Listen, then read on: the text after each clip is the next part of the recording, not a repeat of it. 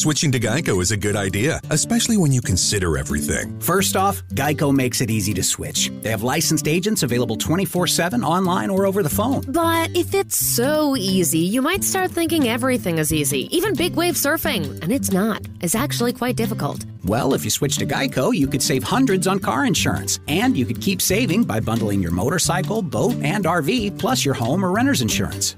But saving money might lead you to make some questionable purchases, like a 20-foot feather boa. And do you know how hard it is to clean a 20-foot feather boa? Well, they do have an industry-leading mobile app you can use to pay your bill, file and manage a claim, or add a new driver. But when life gets a little easier, it makes you too confident, and you start calling everyone Ace. And you're better than that. Well, Geico has a 97% customer satisfaction rating and has been saving people money for 85 years. It's hard to beat that. But you're right. Switch to Geico. It's obviously a good idea.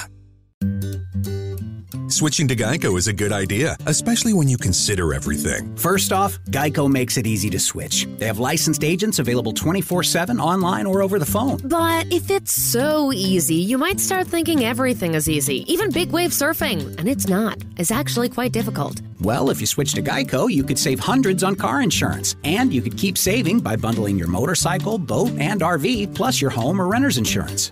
But saving money might lead you to make some questionable purchases, like a 20-foot feather boa. And do you know how hard it is to clean a 20-foot feather boa? Well, they do have an industry-leading mobile app you can use to pay your bill, file and manage a claim, or add a new driver. But when life gets a little easier, it makes you too confident, and you start calling everyone Ace. And you're better than that. Well, Geico has a 97% customer satisfaction rating and has been saving people money for 85 years. It's hard to beat that.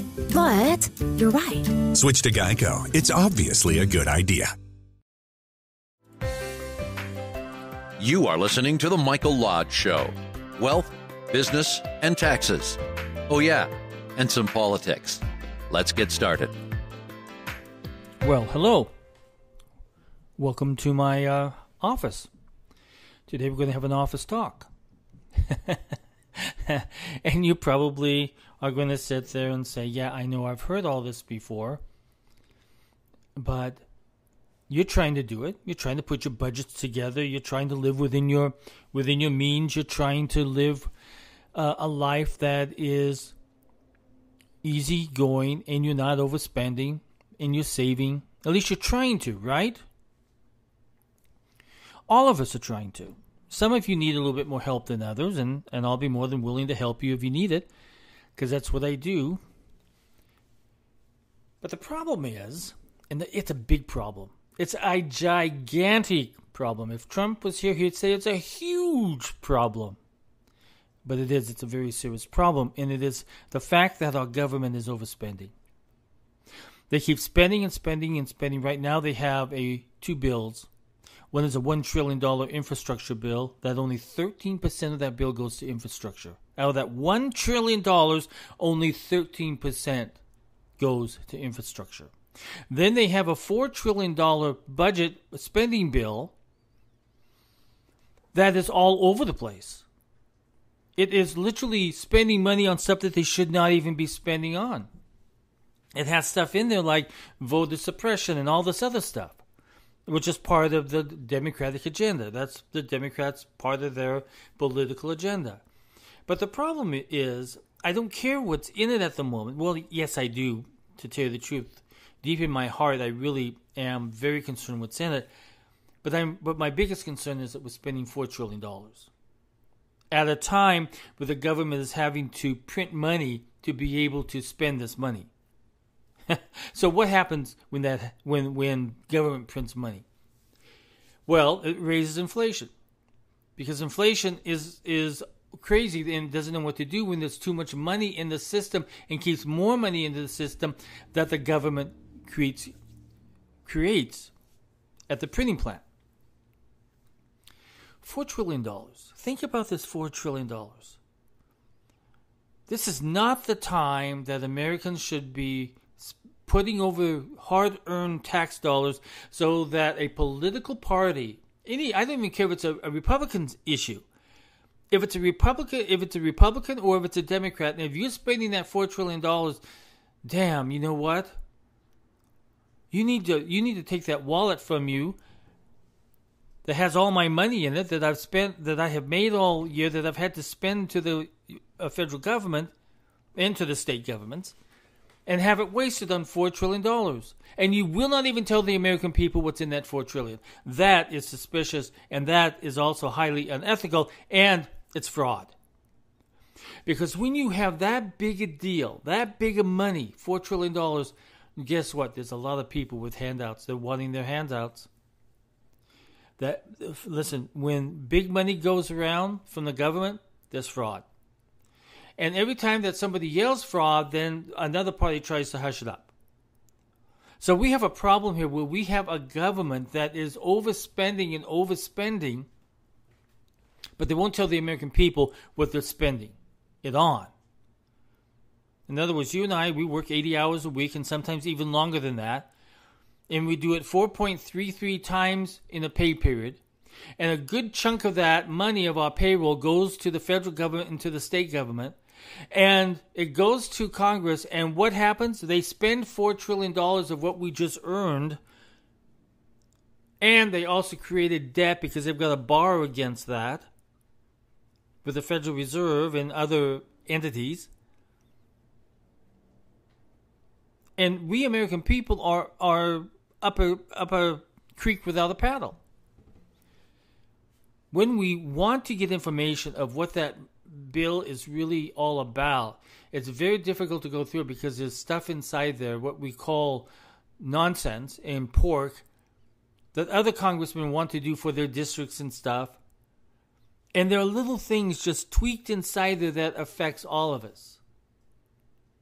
And that is where it becomes very dangerous because Congress is very good at sneaking bills in that affects our taxes, our finances, our personal finances, our 401k plans, our retirement plans, whatever plan that we have, even our insurance plans. They're so sneaky that they sneak these things in that it harms all of us in America. So I think it's time that you and I, we start telling our members of Congress and also the Senate, I'm sorry, but I'm not opening my wallets to you anymore. Until you tell me exactly what's in that bill, and until you tell me how you're going to spend my money, I'm not going to give you any more money. Oh gosh, that's what we have to do to our kids, right? When they have their allowances and they're spending the money and they're buying stupid stuff, you're going to say, okay, fine, I'm not going to give you any more money. Your allowance is done with until you show to me that you're adult enough that you can spend or save money. Hopefully save money. Hopefully spend money wisely. You see, government is out of control. And it's been out of control for an awful long time, and the American people have never stood up and said, okay, enough is enough. Close your wallet, because I'm not going to give you any more. Until you become proactive in doing what is good for America and not what is good for your political party, Democrat or Republican, I don't care who's in power at the moment. If you're going to waste our money, then I'm sorry, I'm going to have to ask you, what are you spending that money on? And if I don't like it, I'm going to tell you no. Now, this $4 trillion and this $1 trillion spending bill, it's thousands of pages long. So they have added everything in there that they want to sneak in. And we're spending $4 trillion. Out it goes. Now, when you come to me and you say, you know what, I'm having problems with my finances. I just am not able to meet my bills. I'm just not able to do what I need to do financially. So you guys come into my office and what do? We sit down and we start working on a budget. We see the money flowing in and we see the money flowing out. And we're going to go, first of all, we're going to ask, is there anything more that you can do to bring in some more money? And then we're going to sit down and we're going to say, okay, now you have to live within your means. Because we don't want to stress you out. We don't want to work you to death. We don't want to make you stressed out so that you're having heart problems and mental health issues. We want you to, let's work with the money that you currently have. Let's not focus on anything else at the moment, because I can tell that you just can't deal with it. So let's start looking at your expenses. Can you reduce your cell phone bills? Let's look at the way that we can do that. Maybe we can go with another provider that cuts the bill in half. Maybe we can do something. How about all of these Netflix and Hulu's and Comcast and everything else that you're spending money on? If you add all that up, you're spending a good fortune there. Choose the one that you want to stick with and get rid of everything else, because you're spending way too much money. Now let's look at your insurance. So what I'm getting at is we're going line by line, and we're looking at things where we can adjust, where we can modify, and that we can lower the cost of living. Now, that's what we do as individuals, so that we can see what our bottom line is going to be and what we can live within. Unfortunately, what happens is that government is totally different, because government has control over spending more money, and they have the power to print more money when they shouldn't be printing more money, but they do. So they make inflation go up, and you and I have to spend more on gasoline, on food, on transportation, on everything. Everything goes up. So we have a government that is out of control. I'm telling you, I think it's about time. I remember that one movie. I can't remember what the name of it was. I think the word Dave was in it. But anyway, the guy was a staffing guy. He owned a staffing company. But he looked exactly like the president. But what happened is the president had a severe stroke or some type of thing that knocked him for a loop. And so they had the president down in the bottom basement trying to keep him alive. So they found this guy, this other guy, who was the guy of the staffing company, and he looked exactly like the president. So they coaxed him in to be a double. And of course, like every movie, he fell in love with the first lady and everything else. And the first lady said, "Oh, you're acting just like you acted when we first met." You know how that mushy stuff goes. It was mushy. But what he did is that he was having problems with his budget. So what did he do? He brought in his old friend, the accountant, the good guy, old CPA, came in, sat down, said, "Okay, we're going to go through these budgets. What can we do here?" And they went through the whole budget, and they found places where they could save.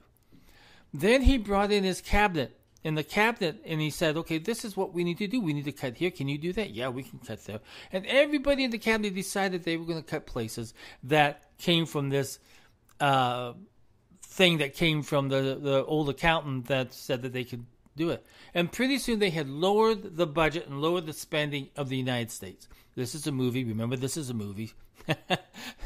So, but it's a good point. Because what happened is that instead of saying, okay, we need more tax money, we need more revenue money coming in, they took the budget that they had, the money that they already had in their budget, and they began to cut places and not spend it. I believe, I know for a fact that that's exactly what needs to happen with our budget and with our Congress and with our president. Instead of always saying that we need to spend more and more and more, let's cut it out. Right now, we know that inflation's going up, and if you spend more money, the inflation's even going to go up. That's why I've been telling you, inflation is not just going to be a short stint. It is going to be for a long time, because we've got a lot of money that's coming out of Congress that they want to spend. Switching to Geico is a good idea, especially when you consider everything. First off, Geico makes it easy to switch. They have licensed agents available 24/7 online or over the phone. But if it's so easy, you might start thinking everything is easy, even big wave surfing. And it's not. It's actually quite difficult. Well, if you switch to Geico, you could save hundreds on car insurance. And you could keep saving by bundling your motorcycle, boat, and RV, plus your home or renter's insurance. But saving money might lead you to make some questionable purchases, like a 20-foot feather boa. And do you know how hard it is to clean a 20-foot feather boa? Well, they do have an industry-leading mobile app you can use to pay your bill, file and manage a claim, or add a new driver. But when life gets a little easier, it makes you too confident, and you start calling everyone Ace. And you're better than that. Well, Geico has a 97% customer satisfaction rating and has been saving people money for 85 years. It's hard to beat that. But you're right. Switch to Geico. It's obviously a good idea. So inflation is going to be here, and we're going to have to live within it. You and I have to live within it. Government doesn't, because they don't care. All they want to do is make political promises, make themselves look all good and mighty, and get all the power that they can get. So once they go to Congress, they forget completely about what the needs of the American people are, and they begin spending your money.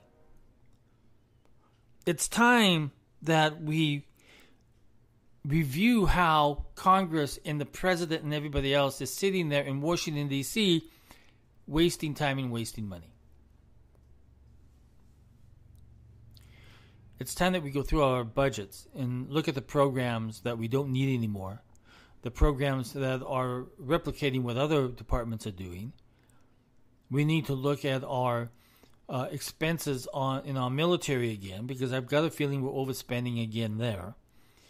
And we have got to look at our gas tax, because I think our gas tax is not being spent wisely. And we need to look at all of these government employees who have such a huge retirement program that you and I are paying for. And we also have to look at their insurance, and we also have to insurance costs, and we also have to look at everything else that goes out on bonuses, especially. I don't know if you know this, but government employees get bonuses. Government employees should never get bonuses. They are not there to generate revenue. They're not there to come up with new ideas. No. They're there to uphold and work through the laws that Congress passes. But they get huge $100,000 bonuses, $50,000 bonuses that you and I don't get. In fact, I don't know if you know this, but the average wage nationwide is about $45,000 a year. The average wage of a government worker is $75,000 a year. So they are paid completely way more than what we get in the public sector. So we have to look at a whole bunch of things that this government is doing, because right now we're failing the American people. Congress is failing the American people. They come up with this $1 trillion infrastructure bill that hardly even touches infrastructure. And then another $4 trillion in spending that Nancy Pelosi wants to put out there, that we don't know what the hell's inside that thing. If we dropped it, a whole bunch of Martians will probably fall out, because she's probably got a deal in there for them. We don't know. That's the problem. We don't know what's going on in the spending problems that we have in Washington, D.C. And so we're always concerned, you and I, we're sitting back here, are our taxes going up? Are they not going to go up? Are we going to have to do something? If we own a small business, can we hire people? Or are our taxes going to be too much and I can't afford to hire anybody anymore? We have all of these questions. So when you hear about companies not really hiring, I propose to you this suggestion. Companies are not really hiring because they don't know what's going to happen with this Biden administration. We don't know. We don't know what's coming down the road. Is it going to harm us or help us? Most of the time it harms us. We don't know what's coming down the road. We don't know what's in this $4 trillion bill that's going to hinder us as business owners. So I propose that we're all on pause. We'll push the pause button.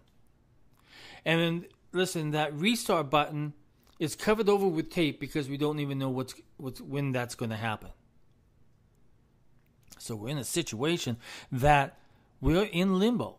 And I think most employers are in limbo too, because we don't know what's going to happen with the Biden economic plan, with the Biden tax plan, with the Biden healthcare plan. We don't know what the hell is going on out there.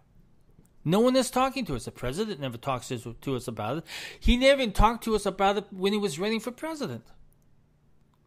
Congress isn't talking to us about it. They're just pointing fingers at each other and fighting internally. So we, as Americans, we have no idea what's going on in Washington, D.C. We don't know what our money is going for. We don't know what's being spent on, what programs are in there that should not be in there, what are duplicates of duplicates of duplicates. We don't know because government is too big.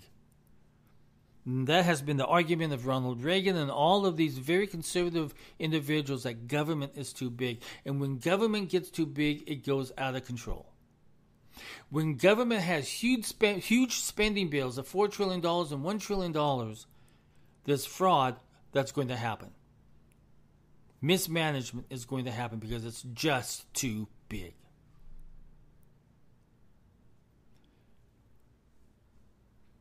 So it's time that a financial advisor sits down with the president and the members of Congress and say, okay, let's go through your budget. Let's look at the revenue coming in, and let's look at what you're spending that money on. And let's begin cutting. Now, that's a dream that I have, that I have as a mediator and also as a financial guy. I want to see that happen, but it will never happen. That's the biggest problem. It will never happen. Because you see, that money, that $4 trillion, that's power. Because when you control the power of the purse string, you have a lot of power. And once you get to Congress or Senate, you don't want to give up that power. That means everybody's got to come to you. Everybody's got to bow and kiss your butt because you own the power of the purse string. But if Americans become strong again, if Americans become greater again, if Americans get some balls on them for a change and begin to challenge members of Congress on this, then maybe we can get things done. But if you just sit there, and if I just sit here and I say nothing, hopefully through this podcast I'm saying something, and I'm getting some enthusiasm inside of your heart to do something about your members of Congress. The Congress and the presidency, everybody has to answer to the American people. And we have forgotten that part of being Americans. We get so round up in our own personal lives. We get to thinking about taking our children to basketball and to soccer and to football and getting them tutors and getting them into school and making sure that the family has vacations. It's a whirlwind around us as human beings in our family.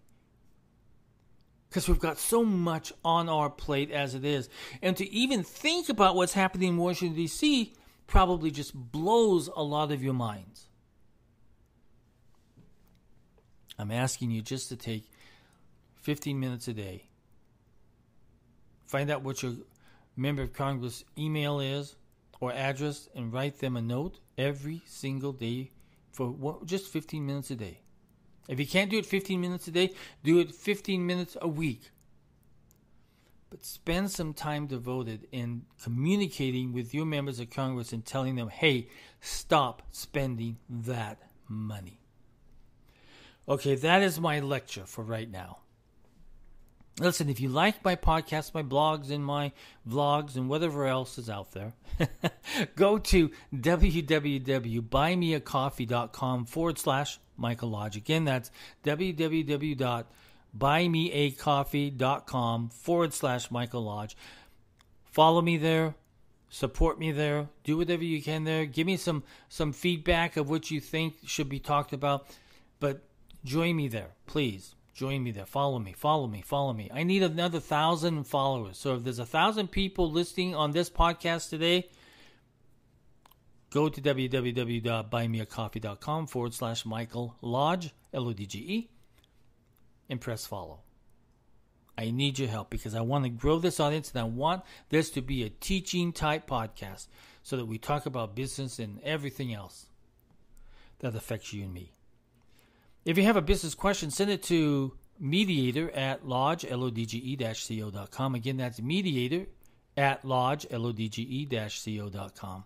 Listen, I want everybody to go out and have a great day, or the remainder of your day, or maybe if you're going to sleep, have a good sleep. Listen, sometimes just to sleep, I have put my own podcast on, and I'm out like a light. Okay, this is Mike Lodge. I'll talk with you soon. God bless. Take care.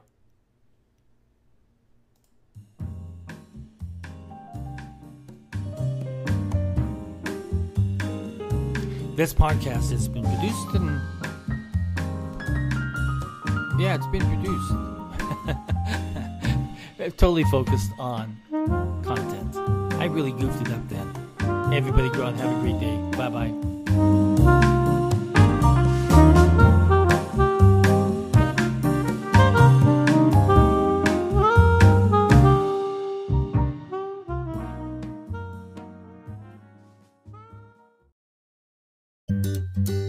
Switching to Geico is a good idea, especially when you consider everything. First off, Geico makes it easy to switch. They have licensed agents available 24/7 online or over the phone. But if it's so easy, you might start thinking everything is easy, even big wave surfing. And it's not. It's actually quite difficult. Well, if you switch to Geico, you could save hundreds on car insurance. And you could keep saving by bundling your motorcycle, boat, and RV, plus your home or renter's insurance. But saving money might lead you to make some questionable purchases, like a 20-foot feather boa. And do you know how hard it is to clean a 20-foot feather boa? Well, they do have an industry-leading mobile app you can use to pay your bill, file and manage a claim, or add a new driver. But when life gets a little easier, it makes you too confident, and you start calling everyone Ace. And you're better than that. Well, Geico has a 97% customer satisfaction rating and has been saving people money for 85 years. It's hard to beat that. But you're right. Switch to Geico. It's obviously a good idea. G3 Assistance through Virginia's community colleges is your pathway to a new future, helping those who qualify pay for school and train for the right career, right where you are, right now. Learn more at vccs.edu/G3.